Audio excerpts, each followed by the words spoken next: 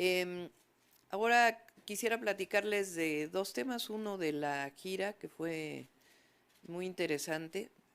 Em, una parte muy importante es lo que vimos los primeros días, que es las nuevas plantas de generación eléctrica en el norte. Bueno, asistimos a una en Mexicali, em, y hay otras dos plantas en Sonora, en el norte de Sonora. Entonces son tres plantas que utilizan principalmente gas natural, aunque la de Mexicali también utiliza algo de diésel, y la planta fotovoltaica de Peñasco, de Puerto Peñasco en Sonora. Esto va a permitir el desarrollo tanto del norte de Sonora como de Baja California. Está prácticamente terminada la línea de transmisión eléctrica de el norte de Sonora a Baja California. Es la primera vez en la historia que va a estar conectada el norte de la península de Baja California con el sistema eléctrico nacional. Esto es algo que desde que yo estudié energía era un, un proyecto y ahora se está haciendo realidad. Entonces esto va a permitir el desarrollo del norte de la península y al mismo tiempo del norte de Sonora. Y después visitamos, entre estas fueron 4 plantas, en realidad visitamos 2, la planta fotovoltaica de Puerto Peñasco. Esta planta tiene hoy, no llega todavía a 1 gigawatt. 1 gigawatt son 1000 megawatts. Mega es millón, entonces son 1000 millones de watts. Y quedamos en que vamos a construir para el 2025 al menos los otros 300 megawatts en esta zona. Ese fue uno de los acuerdos que tomamos ya con quien vaya a ser el director de CFE, pero mientras tanto se va a empezar a trabajar. Además de las 2 etapas, que el próximo año pueda haber otra etapa. En total son 5 gigawatts que están planteados por el plan Sonora, que los vamos a cumplir. Pero un proyecto que ya decidimos hacer para ver su financiamiento desde este año son los 300 megawatts que faltan en ese mismo lugar donde ya está las hectáreas compradas o donadas a Comisión Federal de Electricidad. Entonces esa es una noticia que queríamos darles. Por otro lado, los 2 planes de justicia que visitamos, uno el del pueblo Seri y el otro el del pueblo Yaqui. Ahí acordamos darle continuidad a los 2. Son proyectos muy importantes, no solamente por ser pueblos originarios, sino porque son pueblos, particularmente el pueblo Yaqui, que es de los pueblos que mayor represión, aniquilación, explotación, esclavismo vivieron. Los pueblos originarios del norte se consideraban como pueblos bárbaros y el interés de quitarles las tierras y el agua. Y ahora son casi 45,000 hectáreas que se regresaron de tierra y además el acueducto que se está haciendo para poder dotar del distrito de riego que va a permitir pues el desarrollo agrícola del pueblo yaqui. Hubo algo muy interesante. Por primera vez una mujer entra a una enramada de los gobernadores del pueblo yaqui. Son 8 gobernadores, que es la organización que ellos tienen. La primera vez que le dan el bastón de mando a una mujer y particularmente que una mujer entra a una reunión en donde siempre había habido hombres. La organización, quien asistió, la organización física, pues son los gobernadores más las autoridades tradicionales, que son varios hombres que se colocan un rectángulo. En el centro pues estaba el presidente de la República, el secretario de Marina, el gobernador y su servidora. Y después las mujeres se quedan atrás, en la parte de atrás de la enramada. Entonces fue muy simbólico en muchos sentidos porque pues es la entrega al pueblo yaqui de lo que históricamente les fue despojado y al mismo tiempo el que por primera vez una mujer sea reconocida por el pueblo yaqui, pues no solamente lo que soy, presidenta virtualmente electa de nuestro país, sino la aceptación del pueblo yaqui a una mujer. Entonces fue algo realmente muy hermoso, muy simbólico. Y hemos estado pues trabajando también en los planes de justicia, vamos a continuar con todos los planes de justicia, todos los pueblos originarios y lo que ya mencioné también de la reforma constitucional para reconocer en el artículo 2 de la Constitución a los pueblos originarios y afromexicanos como sujetos de derecho con patrimonio propio, que es algo que históricamente se había solicitado y que ahora pues espero que este año sea aprobado en la Constitución. Entonces eso quería comentarles. Comentarles también que hemos estado trabajando ya en el programa de infraestructura, que ya lo vamos a presentar en la próxima semana probablemente. Una de las decisiones que he tomado es que vamos a continuar con los trenes de pasajeros en el país. Entonces, actualmente pues es el Tren Maya y el interoceánico, que ya es de pasajeros. Faltan 2 interconexiones muy importantes del tren interoceánico, uno hacia Dos Bocas, Paraíso, Tabasco, para la refinería, que es un tren de carga, pero también de pasajeros, y también como parte del Renacimiento Maya, proyecto de Huacho Díaz Mena, del gobernador electo, la continuación del tren hacia Puerto Progreso para potenciar Puerto Progreso. La consolidación del Tren Maya como tren turístico, además de tren de pasajeros, como tren de carga, y además hemos tomado la decisión de seguir construyendo trenes. Estamos trabajando, ahora nos vamos a ir hacia el norte. Recuerden que hablamos de varios proyectos en campaña y estamos consolidando estos proyectos. Lo vamos a presentar la próxima semana para que no haya dudas, pero el objetivo es construir 3,000 kilómetros de tren de pasajeros en el próximo sexenio. Este año fueron poco más de 1,500 kilómetros y ahora estaríamos construyendo el doble de tren de pasajeros y ya lo estaríamos presentando la próxima semana. Uno de ellos es a Nuevo Laredo, ese ya lo tenemos definido, y el otro es el que estamos trabajando ya para hacerlo, y sería de la misma manera que se ha construido el Tren Maya, una parte con ingenieros militares y otra parte con empresas. El objetivo sería incluso licitarlo en el 2024 para poderlo construir en el 2025, ya con los recursos disponibles para el 2025.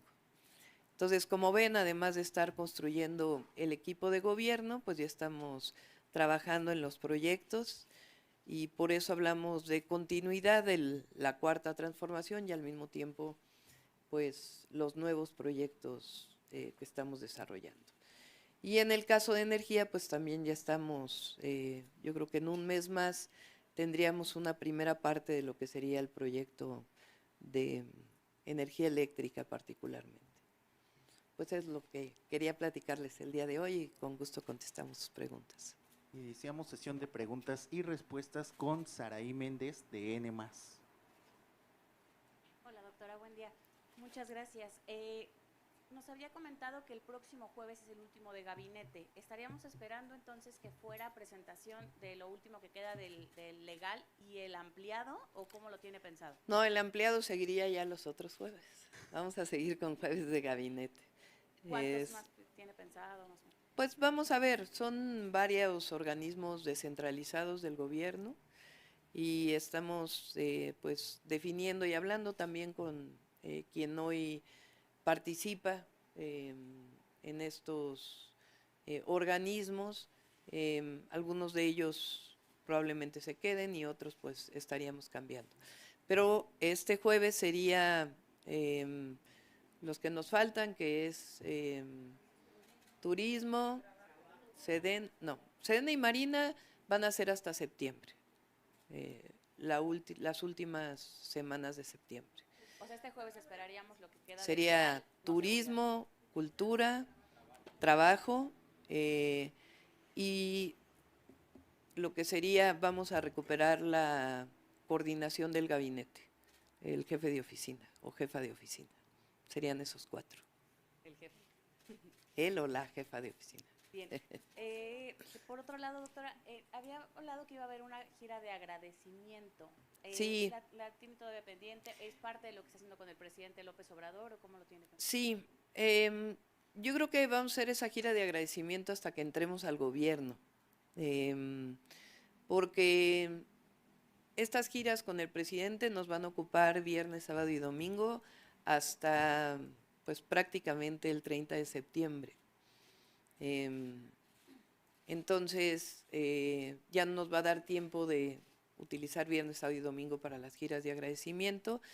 Voy a estar llamando a los gobernadores y gobernadores electos y gobernadoras para poder trabajar también con ellos los proyectos, de tal manera que a partir de octubre que entremos vamos a seguir con las giras los fines de semana, viernes, sábado y domingo, para hablar con los gobernadores, para hablar con sus equipos, temas también relacionados con seguridad y mantener los gabinetes de seguridad y también eventos públicos en donde podamos presentar el proyecto, ya el programa de gobierno por estado. Y ahí pues vamos a aprovechar para agradecer. ¿Este fin de semana dónde va a ser la gira? Probablemente, no está definido totalmente, pero probablemente sea en el centro de la República, Ciudad de México, Estado de México, Puebla. Probablemente. Gracias, doctor. Siguiente pregunta de Janet Gali de La Chispa. Doctora, muy buenos días. Buenos días. Preguntarle, nos comentaba ahorita que bueno, ya todos estos programas que quedaron pendientes hacia los pueblos originarios los va a complementar, van a continuar con este trabajo. ¿Quedaría algo en específico que queda aún? Hay pendientes de los planes que ya están en desarrollo y si mal no me acuerdo son 16 planes los que ya se tienen, pero los pueblos originarios pues son más, son al menos 68 lenguas, evidentemente hay que hacerlo de manera estatal y poco a poco, porque el plan de justicia no es que llegue el gobierno a imponer, sino a través del Instituto Nacional de Pueblos Indígenas se hace un diálogo de tal manera que se vea pues cuáles son las necesidades y a partir de ahí se van construyendo los planes de justicia. Entonces el objetivo es, además de la reforma constitucional, continuar con los planes de justicia, avanzar en los pendientes de los que ya se tienen y al mismo tiempo los nuevos planes de justicia. Ayer veíamos que el presidente se comprometió a regresar a entregar las Sí. obras. Va a regresar con Vamos usted. a regresar con él, sí. Y, doctora, ¿qué es lo que piensa, qué es lo que está pasando contra todos los ataques que están hacia Morena de parte de los opositores para que no logren la mayoría absoluta en el Congreso? Pues está definido yo la verdad creo que es pues, porque algo tendrán que decir, pero es muy clara las reglas fijadas por las leyes electorales de cómo se construyen las mayorías. Ellos casi lo que quieren es que se haga por coalición, pero pues eso está fuera de la ley. Entonces Morena con el número de votos que obtuvo pues se considerarán sus diputados o diputadas plurinominales, igual en el caso del Partido Verde, igual en el caso del Partido del Trabajo, y en el Senado de igual forma con las listas del Senado. Entonces no hay mucho que tiene que considerarse adicionalmente, digamos, de nuevas reglas que están establecidas, el número de mujeres, o sea, que realmente haya paridad de todos los grupos de representación, indígenas, LGBT, personas con discapacidad, etcétera. Es decir, que todo quede dentro de el marco y las normas que se han establecido, pero en realidad pues no hay mucho que discutirle. Y finalmente, bueno, ahora que se ha dado este trabajo conjunto con el presidente, ¿ha pensado estar usted o la ha invitado el presidente a la última mañanera? No, yo creo que es tiempo del presidente, ¿no? Ustedes que van a la mañanera, pues han establecido una relación con el presidente muy especial y entiendo que ya lo he hecho público, que va a haber de todo, va a haber... entonces, pues yo creo que hay que darle su espacio al presidente de la República.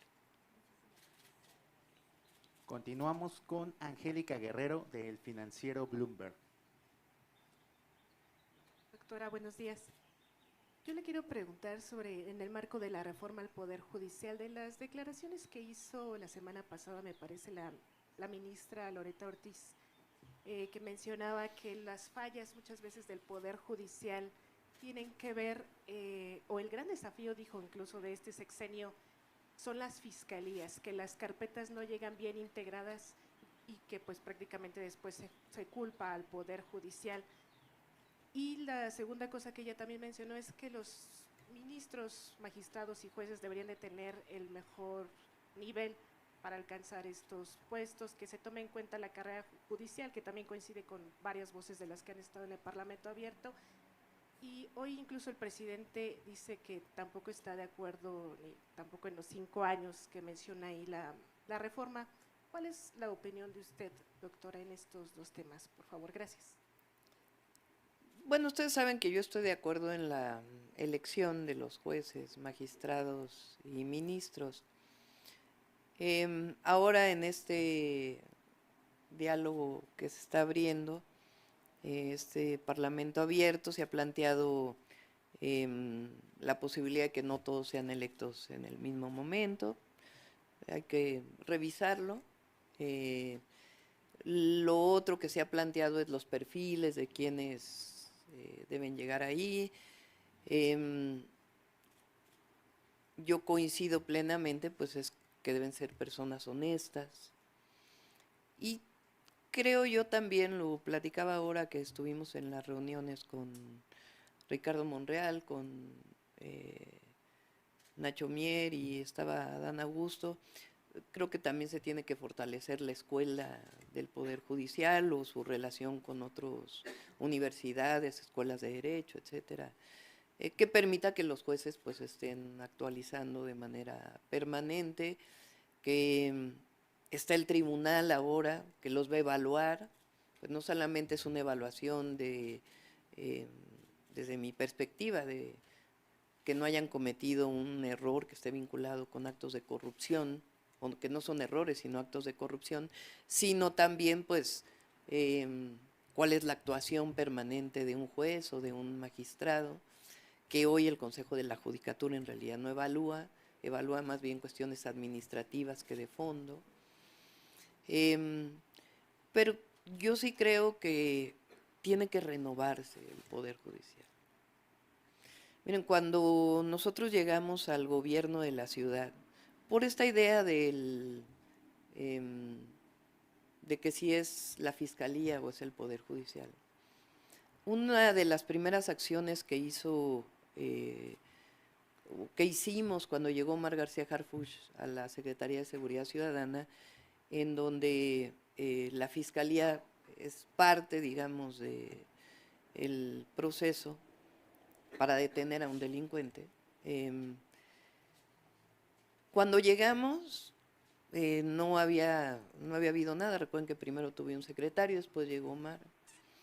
Resulta que en las televisiones del C5, en las pantallas del C5, ya se había visto que había policías, incluso con equipos importantes, afuera del lugar donde vivía el jefe de la Unión Tepito. Es decir, había policías que protegían al jefe de la Unión Tepito. Entonces lo que se decide hacer es un operativo muy grande para entrar a ese lugar a detener a tanto delincuentes como policías que también eran delincuentes. Se hace una detención muy importante, se llevan al Ministerio Público, federal entonces creo, y a los 3 días salen todos. Y el argumento del juez que vio ese caso es que los policías habían puesto en su informe policial homologado que los habían detenido adentro de un lugar y no afuera, o afuera y no adentro, no sé cómo era exactamente, no recuerdo si era que adentro o afuera.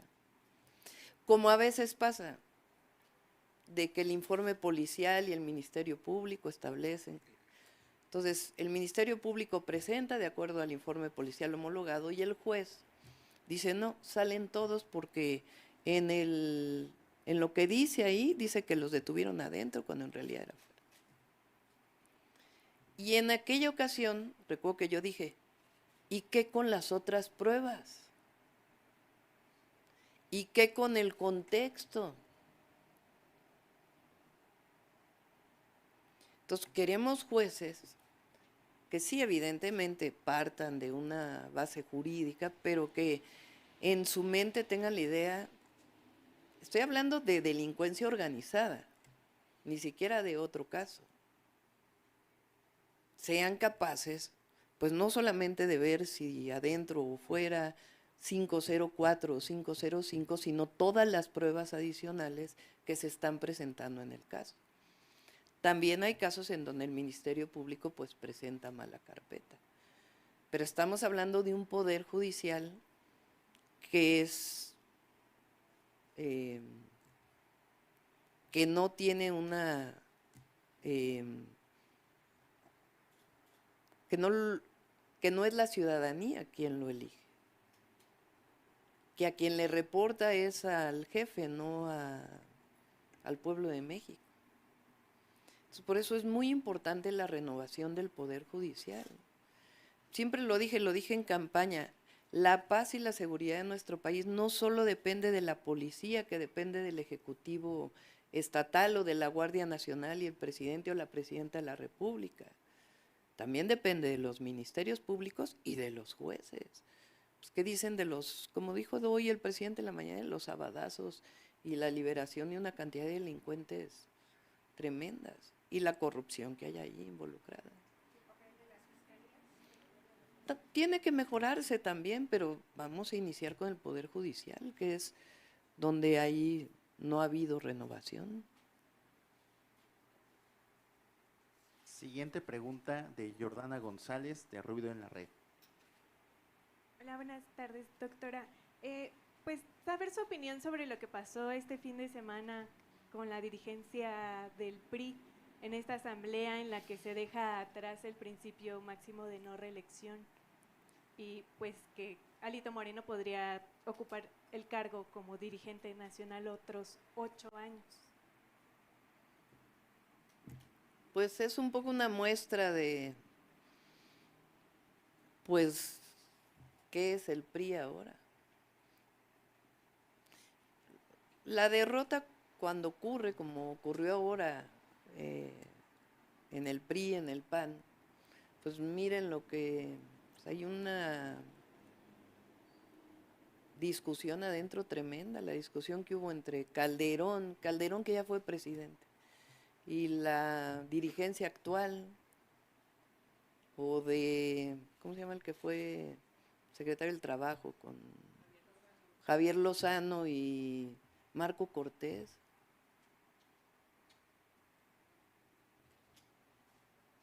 Tienen que renovarse ellos también, pero es cuestión de ellos, ¿no? Ok.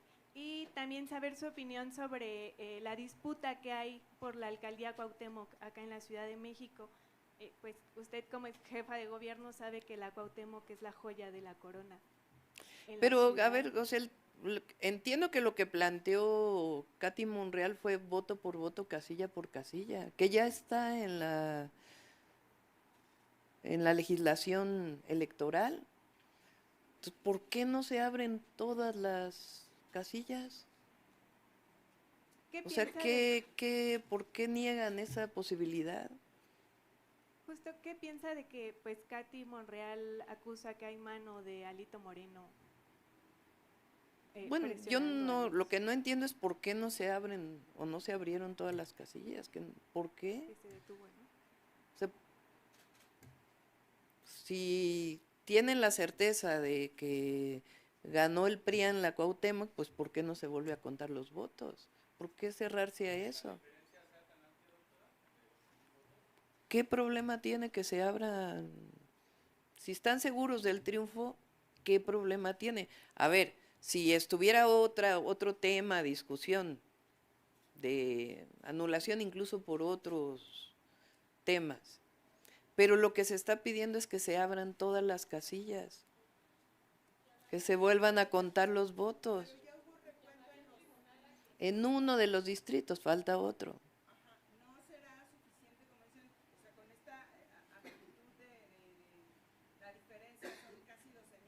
Pero ¿por qué no contarlos otra vez? Se tardan un día, medio día.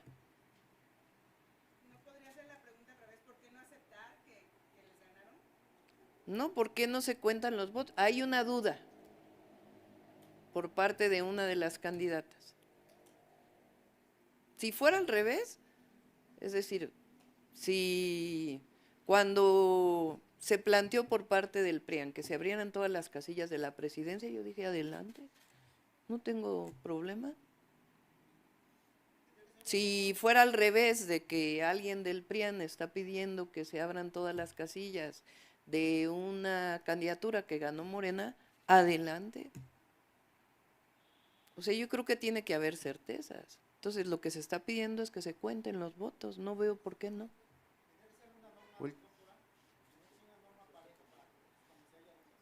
Pues yo no veo por qué no tiene que...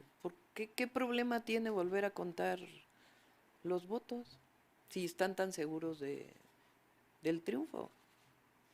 Si hubiera otro tema, bueno, pues a lo mejor estuviera a discusión, ¿no? Pero es contar los votos. Pues que se cuenten los votos. Última pregunta de Carlos Navarro, de El Heraldo. Ahorita te doy la palabra. Buenas tardes a todos y todas. Doctora, ¿qué lectura le da lo que está pasando en distintas partes del mundo? En Reino Unido, prácticamente la derecha, ya la gente se hartó de la derecha y votó por el Partido Laborista. Lo que pasó ayer en Francia, la izquierda gana después de los primeros resultados donde la ultraderecha se había posicionado. ¿Qué lectura le da a esto que está pasando justamente con los proyectos de izquierda y derecha, además de lo que cuando usted, por ejemplo, ganó acá la izquierda? ¿Qué lectura le da al movimiento a nivel mundial? Yo creo que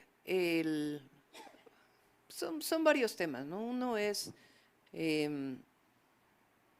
Europa ha vivido varias guerras y yo creo que el nazismo, esta derecha recalcitrante, pues cala todavía en la memoria colectiva y qué bueno. Y por otro lado tiene que ver también con proyectos económicos. Y yo creo que Europa se distinguió durante mucho tiempo por los estados de bienestar. Europa, la mayoría de los países europeos tienen un estado de bienestar muy importante, su sistema de salud, su sistema educativo, que incluso el neoliberalismo no pudo ni siquiera, sí disminuyeron, pero no pudieron desaparecerlos. Entonces tiene que ver también pues con que el neoliberalismo que tanto se defendió pues está mostrando sus enormes limitaciones, ¿no? Y también con este proceso unitario que lograron en Francia, los laboristas también, y en el caso de México, de poner siempre los proyectos de nación pues por encima de las personas. Entonces, qué bueno. Gracias. Concluimos conferencia de prensa. A ver,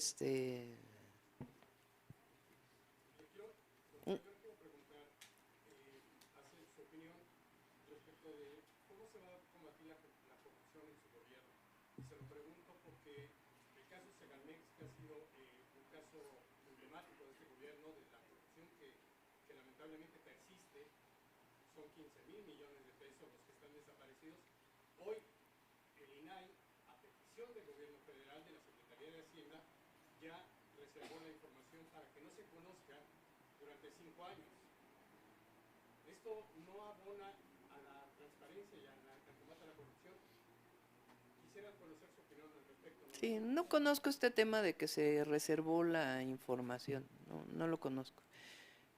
Yo creo que tiene que haber transparencia, también han oído mi posición, no necesariamente se requieren institutos de transparencia para que haya transparencia.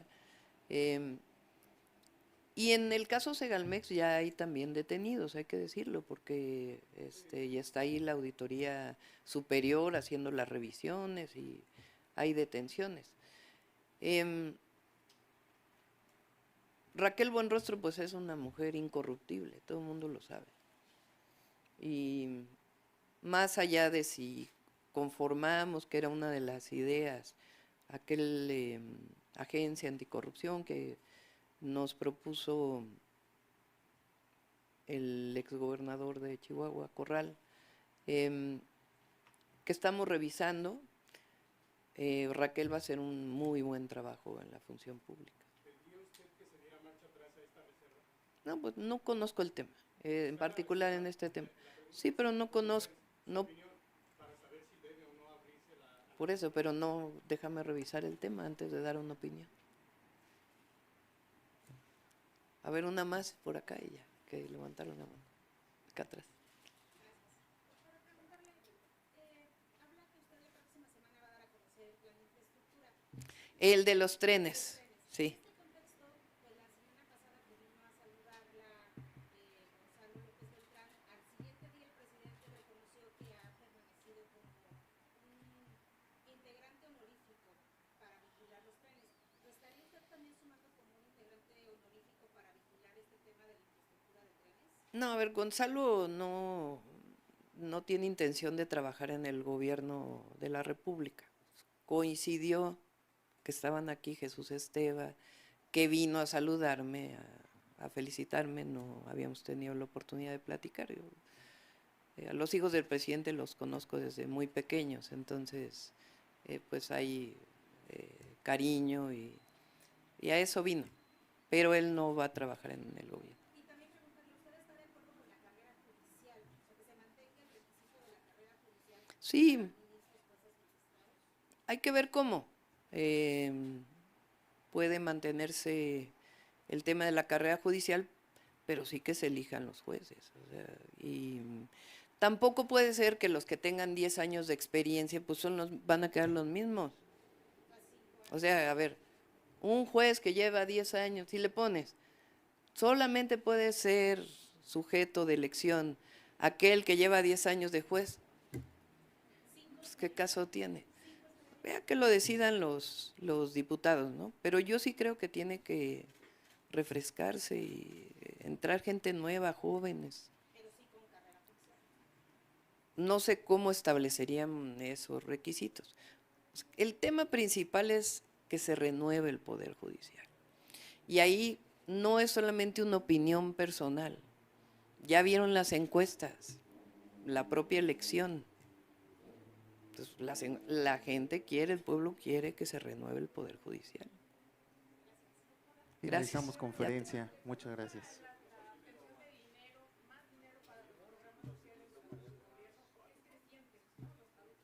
Ya está contemplado, está contemplado. No, vamos a ser muy responsables. Gracias. Gracias. Compañero. Sí.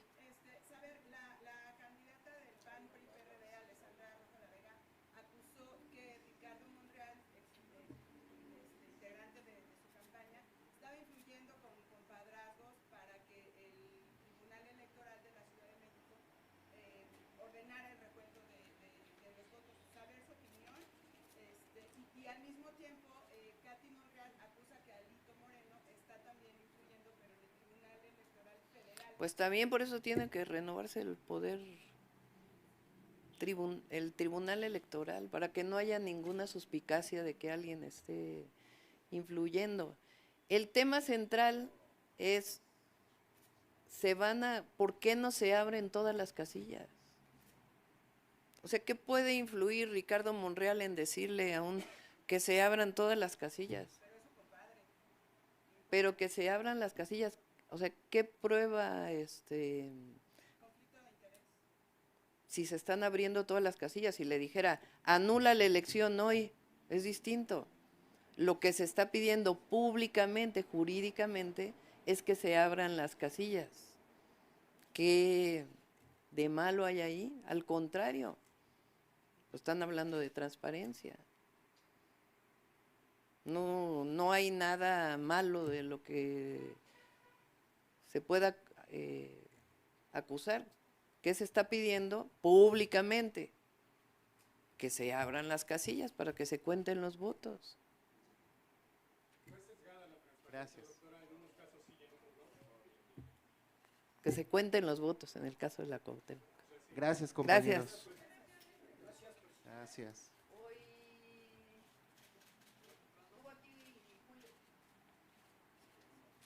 Estuvo Julio Verdegué, quien es el próximo secretario de Agricultura y Desarrollo Rural, y